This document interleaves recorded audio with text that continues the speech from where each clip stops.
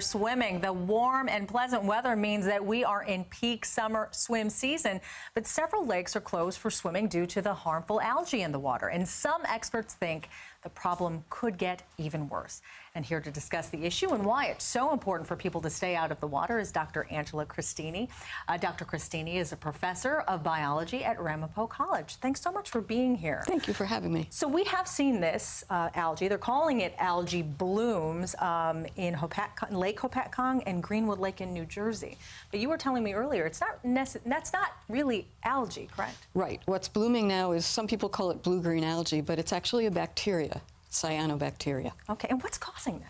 Well, cyanobacteria is a normal part of the flora in most lakes, but we have very warm weather, and that makes the water column stratified, so it's really warm on top. Cyanobacteria really like warm water, so they get plenty of sun, they photosynthesize like plants, but the other thing they need are fertilizer. And so the fertilizer, nitrates and phosphates, and that comes into the lake, and then you get a bloom. Yeah, again, let's talk about those contributing factors. You said high temperatures. And then what else? More rain? Well, okay, so the nitrates and phosphates get into the lake by runoff, and we've been having these big rain events. And the big rain events push the nitrates and phosphates into the lake from the streets, from people's lawns. Also, most folks around these lakes have septic tanks and septic systems. And septic systems leach, and the nitrates and phosphates run into the lake. Which brings us to these warnings, a swimming ban, but how much exposure can be really dangerous to your health? Well, the state has set limits, and so what they do is they count cells, so they count the number of bacteria, and the limit for New Jersey is 20,000 cells per milliliter of water. New data just in from Greenwood Lake says that all 5 sampling stations were well above this limit, and 1 station was 10 times above the limit. Wow. Now, cyanobacteria, not all of them, but some species produce a toxin.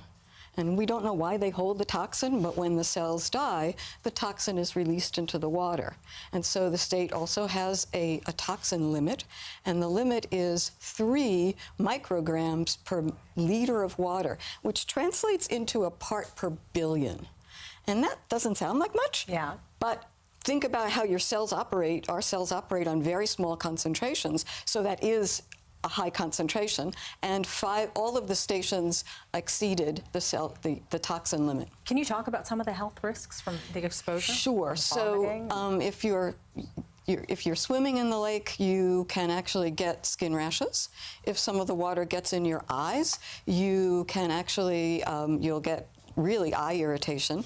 If you swallow the water, you can get intestinal distress. Some of the toxins are liver toxins. And the big thing is, of course, no one's died, which is great, but animals are really at higher risk than we are, especially your dogs, because dogs can swim and they're going to swallow the water. They're also, even if they don't swallow, they come out and they lick their fur, and now they're getting a heavy dose of the toxin. Could this be a problem in smaller bodies of water, too? Oh, absolutely. In fact, there are at least 6 lakes in New Jersey that are closed now or have been closed sometime earlier in the season because of this bacterial bloom. Well, we appreciate you coming in to talk to us about it. Thank you. And hopefully a safer swimming season for us all. Okay. Thanks again.